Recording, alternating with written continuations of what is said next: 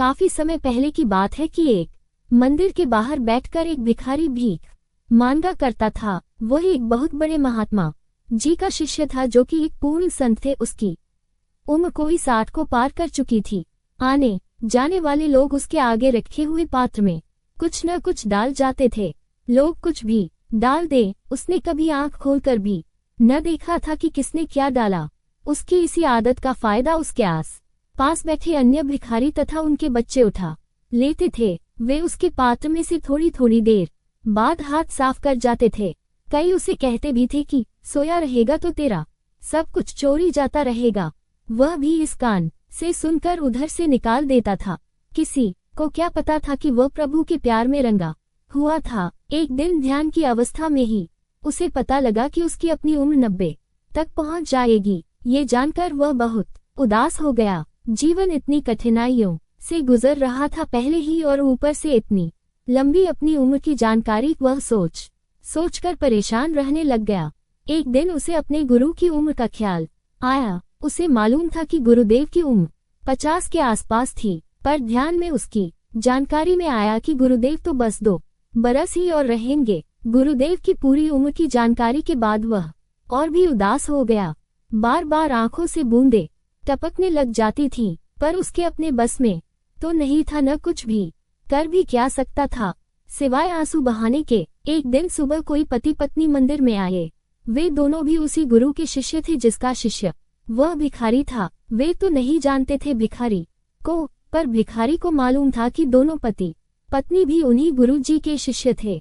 दोनों पति पत्नी लाइन में बैठे भिखारियों के पात्रों में कुछ न कुछ डालते हुए पास पहुंच गए। भिखारी ने दोनों हाथ जोड़कर उन्हें ऐसे ही प्रणाम किया जैसे कोई घर में आए हुए अपने गुरु भाइयों को करता है। भिखारी के प्रेम पूर्वक किए गए प्रणाम से वे दोनों प्रभावित हुए बिना न रह सके। भिखारी ने उन दोनों के भीतर बैठे हुए अपने गुरुदेव को प्रणाम किया था। इस बात को वे जान न पाए।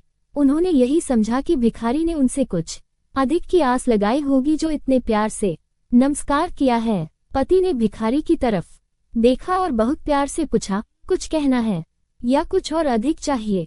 भिखारी ने अपने पात्र में से एक सिक्का निकाला और उनकी तरफ बढ़ाते हुए बोला, जब गुरुदेव के दर्शन को जाओ तो मेरी तरफ से ये सिक्का उनके चरणों में भेंट स्वरूप रख देना। पति पत्नी ने एक दूसरे की तरफ देखा, उसकी श्रद्धा को देखा, पर एक सिक्का, वो भी गुरु के चरणों में। पति सोचने लगा, क्या कहूंगा कि एक सिक्का, कभी एक सिक्का गुरु को भेंट में तो शायद किसी ने नहीं दिया होगा, कभी नहीं देखा। पति भिखारी की श्रद्धा को देखे तो कभी सिक्के को देखे। कुछ सोचते हुए पति बोला, आप इस सिक्के को अपने पास रखो, हम वैसे ही आपकी तरफ से उनके चरणों में रख देंगे। नहीं, आप इसी को रखना उनके चरणों में।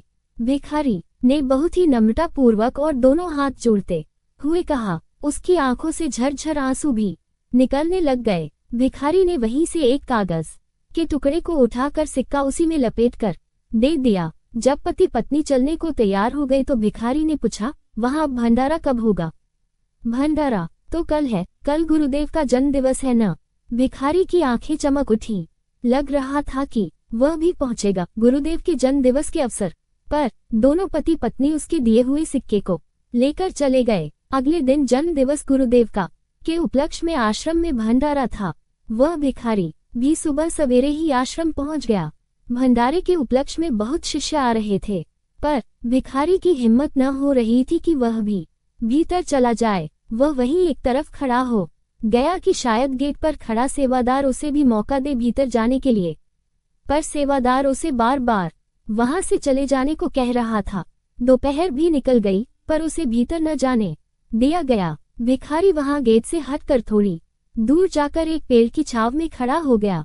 वहीं गेट पर एक कार में से उतरकर दोनों पति पत्नी भीतर चले गए। एक तो भिखारी की हिम्मत न हुई कि उन्हें जाकर अपने सिक्के की याद दिलाते हुए कह दे कि मेरी भेंट भूल न जाना, और दूसरा वे दोनों शायद जल्दी में भी थे, इसलिए जल्दी से भीतर चले गए।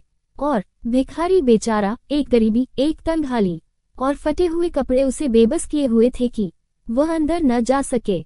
दूसरी तरफ दोनों पति पत्नी गुरुदेव के सम्मुख हुए। बहुत भेंटे और उपहार थे उनके पास, गुरुदेव के चरणों में रखे। पत्नी ने कान में कुछ कहा तो पति को याद आ गया उस भिखारी की दी हुई भेंट।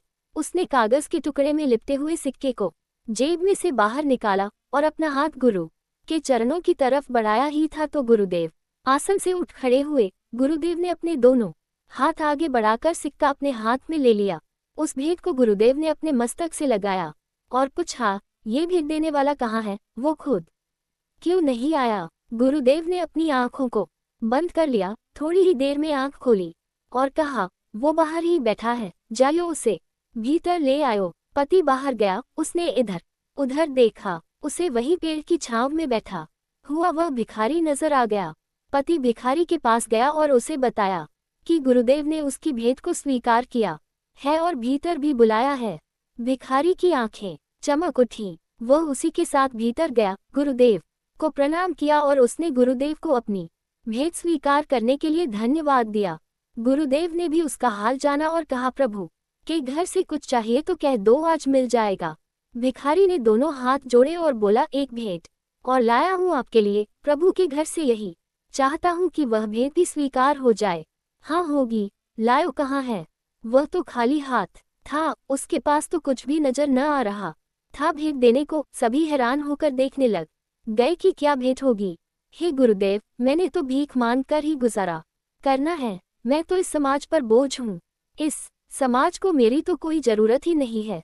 पर हे मेरे गुरुदेव, समाज को आपकी सख्त जरूरत है। आप रहोगे, अनेकों को अपने घर वापस ले जाओगे। इसीलिए मेरे गुरुदेव, मैं अपनी बची हुई उम्र आपको भेंट स्वरूप दे रहा हूँ, कृपया इसे कबूल करें। इतना कहते ही वह भिखारी गुरुदेव के चरणों पर झुका और फिर वापस न उठा, कभी नहीं उठा। वहां कोहराम मच गया कि ये क्या हो गया, कैसे हो गया। सभी प्रश्नवाचक नजरों से गुरुदेव की तरफ देखने लग गए।